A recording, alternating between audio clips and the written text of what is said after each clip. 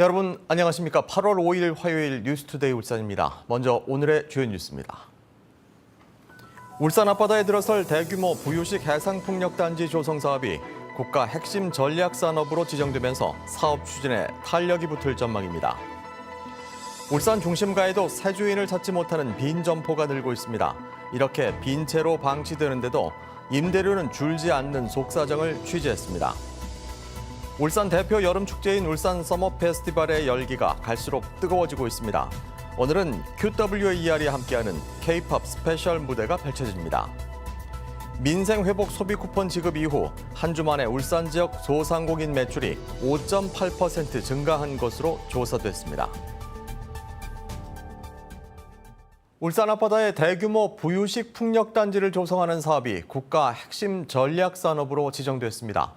정부가 부유식 해상풍력 사업에 투자하는 기업에 대해 다양한 혜택을 제공하기로 하면서 해상풍력 사업 추진에 속도가 붙을 전망입니다.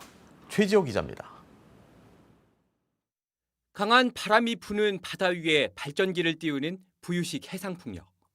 동해 가스전이 있는 울산항 동쪽 58km 지점은 평균 초속이 8m가 넘고 수심이 얕은 대륙붕 지형이어서 최적의 해상풍력 사업지입니다. 43조 원이 투입되는 울산 해상풍력 사업은 2031년까지 원자력 발전소 6기와 맞먹는 5.8기가와트 용량의 발전 설비를 건립하는 사업입니다. 울산은 바다에서 생산된 전기를 가까운 산업단지에 공급할 수 있는 조건까지 갖춰 일찌감치 글로벌 기업 5개사가 사업에 뛰어들었습니다. 앞서 복잡한 인허가 절차를 3년으로 간소화하는 특별법이 국회를 통과했고 울산은 값싼 전기를 공급할 수 있는 분산에너지 특구 최종 후보지로 선정됐습니다. 이에 그치지 않고 정부는 최근 풍력발전과 송배전 업종을 핵심 전략 산업으로 지정했습니다. 국가가 전략적으로 해상풍력 산업을 육성하겠다고 나선 건데 투자기업에게는 조성 원가 이하의 산업단지 분양과 임대료 감면 등 다양한 혜택이 제공됩니다. 이번 전략 산업 지정으로 기업 유치와 사업화 추진이 빨라질 것으로 기대하고 있습니다.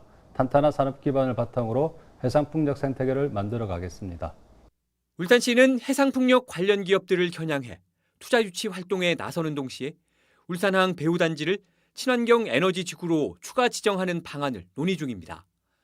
부유식 해상풍력을 거점으로 그린 수소와 암모니아 생산, AI 데이터 센터 등 전력 다소비 업종과 시너지 효과를 내기 위해서입니다. 법과 제도가 속속 뒷받침되면서 세계 최대 규모의 해상풍력 단지를 만드는 사업에 탄력이 붙고 있습니다. MBC 뉴스 최지호입니다. 유동인구가 많은 울산 중심가에도 빈 점포가 속출하고 있습니다. 경기 부진에 기존 임대인들이 폐업을 하고 나간 자리가 채워지지 않는 건데 이렇게 빈 점포가 넘쳐나고 있는데도 좀처럼 임대료는 내릴 줄을 모르고 있습니다. 왜 그런지 홍상순 기자가 알아봤습니다. 울산 삼산로에 인접한 점포에 임대 안내문이 붙었습니다. 길을 따라 걷다 보면 빈 점포가 한둘이 아닙니다. 울산 삼산로는 유동인구가 가장 많고 트램 1호선이 지나갈 예정인 울산의 주요 간선도로. 이런 대로변까지 영업 부진을 이기지 못하고 문을 닫고 있는 겁니다. 울산의 집합상가 공실률은 지난해 4분기부터 20%를 넘어 전국 평균보다 2배나 많습니다. 계속되는 경기 침체의 영향도 있고 또 코로나 이후에 소비 패턴의 변화, 그리고 소비 위축, 그리고 무엇보다 높은 임대료 대비해서 매출 부진이 가장 큰 이유라고 볼 수 있겠죠. 특히 가장 인기가 많다는 1층의 빈 점포는 좀처럼 새 주인을 찾지 못하고 있습니다. 불경기 속에 다른 층에 비해 2배 이상 비싼 임대료가 부담스럽기 때문입니다. 하지만 이렇게 빈 점포가 늘어가도 임대료는 좀처럼 낮아지질 않고 있습니다. 빈 점포를 오래 놀리는 것보다 임대료를 낮춰서 새로운 세입자를 찾는 게 나을 것 같지만 현실은 그렇지 않은 겁니다. 6억짜리 건물에 연리 5%의 임대료를 받는 경우 월 임대료는 250만 원입니다.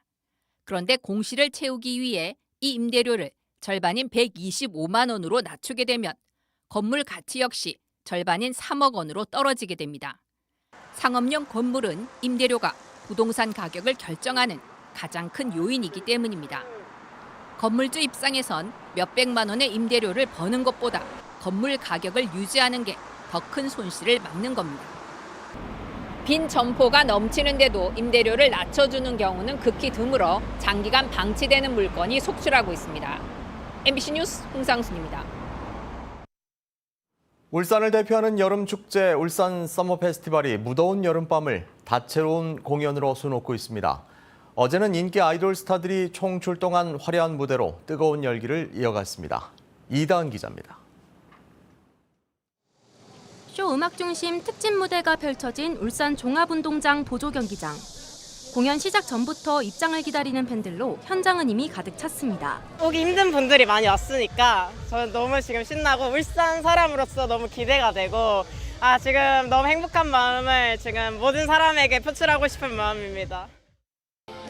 사전 예매로 진행된 6,000석이 넘는 좌석은 예매 시작 직후 빠르게 매진된 만큼 공연장은 팬들의 열띤 응원으로 더욱 뜨겁게 달아올랐습니다.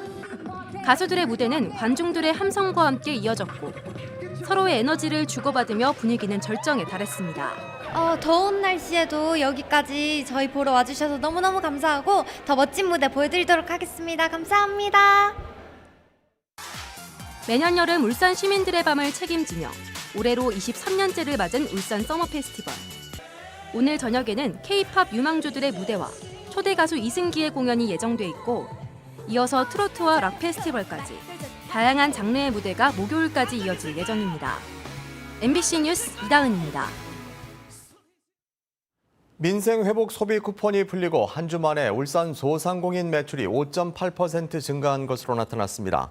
한국신용데이터가 소비 쿠폰을 배포한 7월 넷째 주 전국 소상공인 평균 카드 매출액을 전주와 비교했더니 울산은 5.8%가 올라 전국 평균 2.2%보다 2배 이상 높았습니다.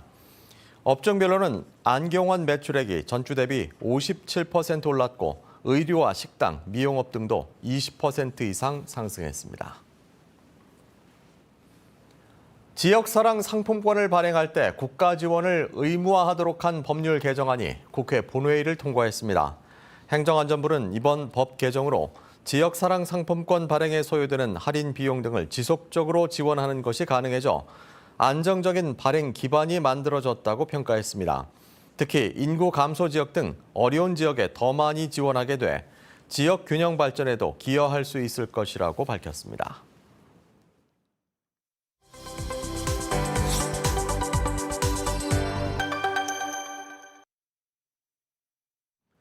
포항의 랜드마크 조형물이 잇따라 들어서며 새로운 관광 자원으로 주목받고 있습니다.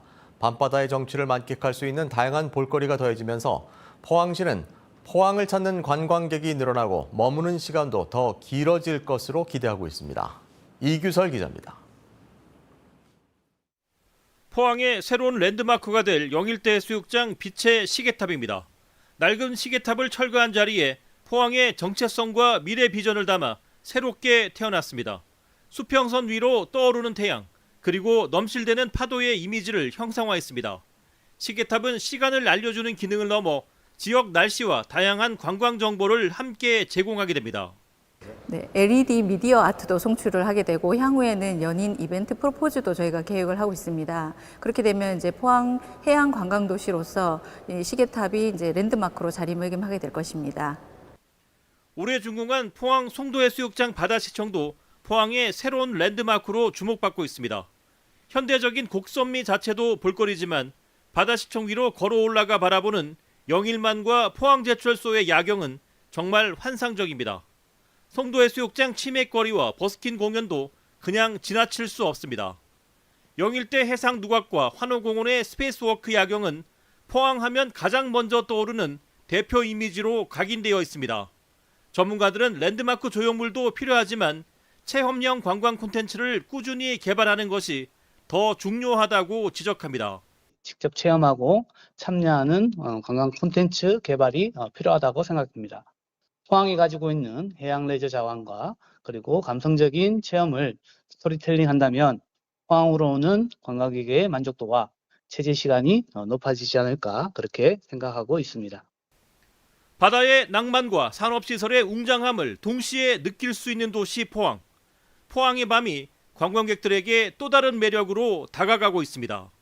MBC 뉴스 이규설입니다. 한라산 정상부의 미공개 구간에는 모래밭처럼 보이는 암석지대가 마라도 면적보다 넓게 형성되어 있습니다. 백록담 형성 과정과 화산 퇴적층의 역사를 볼 수 있어 지난달 천연기념물로 지정됐습니다.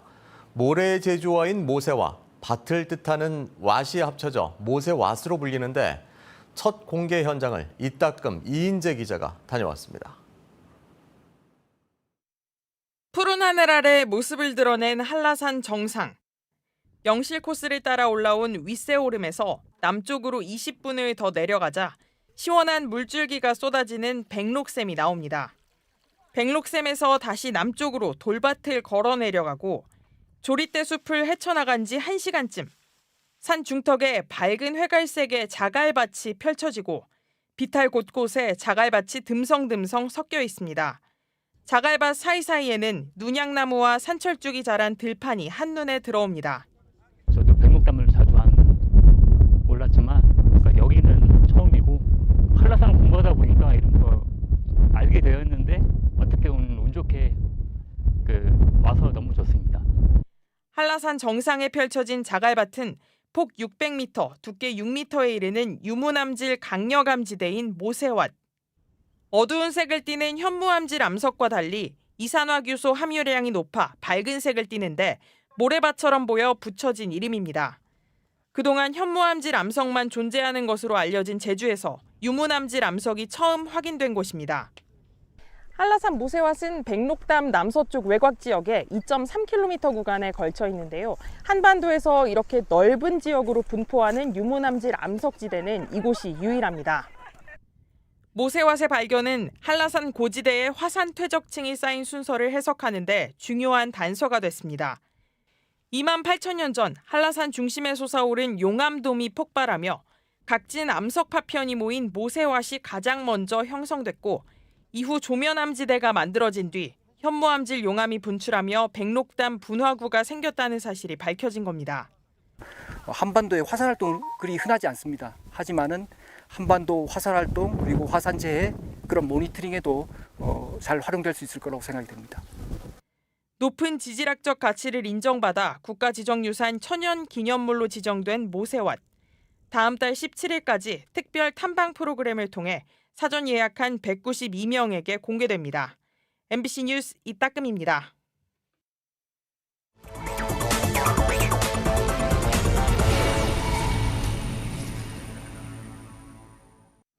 지난달 28일 북구의 한 주차장에서 20대 여성에게 흉기를 휘두른 30대 남성이 살인 미수 혐의로 검찰에 송치됐습니다. 울산 북부경찰서는 스토킹으로 신변보호를 받던 피해자를 흉기를 준비한 채 기다리고 목과 가슴을 찌르는 등 범행의 고의성이 높은 것으로 보고 있습니다. 한편 경찰은 범행을 저지르고 달아나던 남성을 붙잡은 시민 6명에게 표창장과 검거 포상금을 전달했습니다. 어제 오후 6시 40분쯤 북구 매곡동의 한 아파트 26층에서 불이 나 40분 만에 꺼졌습니다. 이 불로 해당 아파트 주민들이 긴급 대피하는 소동이 빚어졌지만 인명피해는 없었습니다. 소방당국은 아파트 실외기에서 불이 난 것으로 보고 정확한 피해 현황과 화재 원인을 조사하고 있습니다. 울산경찰청은 탈북민 인적사항을 수집해 북한에 유출한 혐의로 70대 탈북 여성을 붙잡아 조사하고 있다고 밝혔습니다. 이 여성은 국내에 있는 탈북민의 이름과 주소 등 인적사항을 수집해 북한 정보기관인 국가보위성 측에 전달한 혐의를 받고 있습니다. 국가기밀을 수집하거나 중개해 국가보안법을 위반한 경우 최소 징역 2년에서 사안에 따라 사형이나 무기징역까지 선고될 수 있습니다. 지난달 발생한 울주군 서북권 단수 사태와 관련해 일부 피해 주민들이 공익소송을 예고하고 나섰습니다. 울주군 언양읍 주민과 진보당 울주군 지역위원회가 주축이 된 720 상수도 단수피해 대책위원회는 울산시 대상 공익소송에 참가할 주민들을 모집하고 있다고 밝혔습니다. 이들은 김두겸 시장이 발표한 상수도 복선화는 구체적인 계획이 없고 주민 피해에 대한 보상 책임은 회피하고 있다고 주장했습니다. 올해 상반기 울산의 공연시장의 외형은 커졌지만 티켓 판매액은 절반으로 줄어든 것으로 나타났습니다. 예술경영지원센터 공연시장 현황 분석에 따르면 울산의 올해 상반기 공연 건수는 165건으로 전년 같은 기간 154건에 비해 7.1% 늘어났습니다. 하지만 같은 기간 티켓 판매액은 74억 7천만 원에서 34억 1,600만 원으로 54.3% 급감한 것으로 집계됐습니다.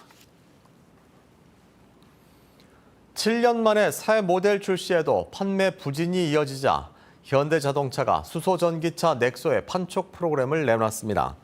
수소차 구매자는 중고차 가격을 사전에 보장받아 할부금을 유예한 뒤 차량을 반납하거나 2년간 최대 240만 원의 수소 충전 비용을 지원받을 수 있습니다. 올해 상반기 국내 수소전기차 신규 등록 대수는 울산 56대를 포함해 전국적으로 1,200여 대에 그쳤습니다. 울산 관광지와 산업시설을 한눈에 볼 수 있는 라이징 포트가 세계 3대 디자인상인 레드닷 디자인 어워드 본상을 받았습니다. 울산박물관에 설치된 라이징 포트는 태화강 국가정원과 영남알프스 등 울산의 명소와 미래 산업도시의 모습을 모의 비행장치를 타고 체험할 수 있습니다. 울산시는 라이징 포트가 공간 구성과 감각적인 전달 방식에서 높은 평가를 받아 상표 소통 디자인 부문 본상으로 선정됐다고 설명했습니다. 용현 하수처리장의 용량 부족 문제를 해결하기 위한 여천 하수처리시설 건설 사업이 민간 투자로 본격 추진됩니다. 여천 하수처리시설 건설에는 1,962억 원이 투입되며 민간 사업자가 시설을 건립 운영하고 울산시가 사용료를 지급하는 방식으로 추진됩니다. 울산시는 공개 경쟁을 통해 올해 안에 우선 협상 대상자를 선정할 예정입니다. 전국 130개 전통시장에서 어제부터 시작돼 오는 9일까지 실시하는 농축산물 할인 행사에 울산에서는 4개 시장이 참여합니다.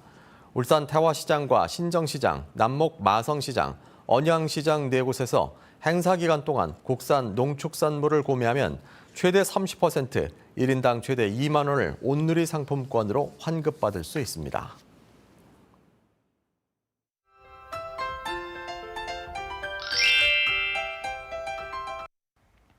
오늘도 습하고 더운 공기에 사우나처럼 후덥지근한 하루가 되겠습니다. 높은 습도가 체감 온도를 끌어올리면서 잠시 주춤했던 폭염특보도 다시 발효된 상태인데요.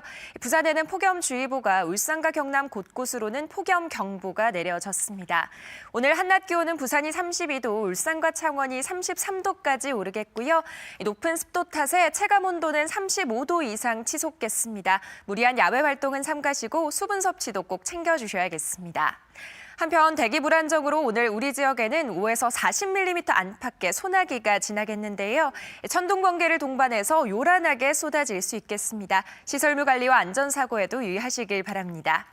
이어서 오늘 자세한 지역별 기온 살펴보겠습니다. 현재 부산이 27도, 울산이 26도로 어제와 비슷하게 출발하고 있고요. 한낮 기온은 울산과 양산이 33도까지 오르며 후덥지근하겠습니다.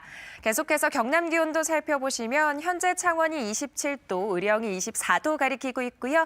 한낮 기온은 31도에서 34도 선을 보이겠습니다. 내륙 지역은 체감 온도가 더 크게 오르며 무덥겠는데요. 한낮 기온 진주가 33도, 거창과 함양이 34도까지 오르겠습니다. 오늘 해안가로는 어울성 파도가 유입되겠고요. 바다의 물결은 먼 바다에서 최고 2.5m까지 비교적 높게 일겠습니다. 당분간 비가 오락가락 이어지는 가운데 내일과 모레에도 비 소식이 있고요. 30도를 웃도는 무더위는 계속될 전망입니다. 날씨였습니다.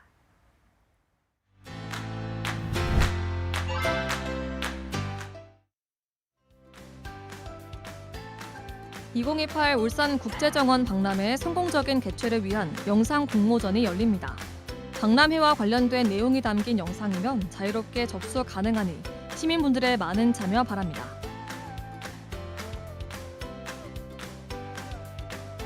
외고산 옹기마을에서는 옹기 발효 문화를 쉽고 재미있게 배울 수 있는 어린이 인문학 공연 및 체험 행사를 마련했습니다. 관심 있는 분들의 많은 신청 바랍니다.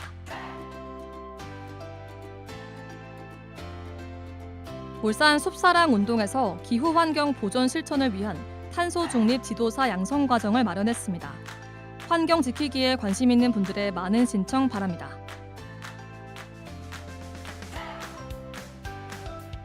울산 북구 아이돌봄 센터에서는 양육 공백으로 육아에 어려움을 겪고 있는 가정을 대상으로 아이돌봄 서비스를 제공합니다. 자세한 사항은 아래 전화로 문의하시기 바랍니다.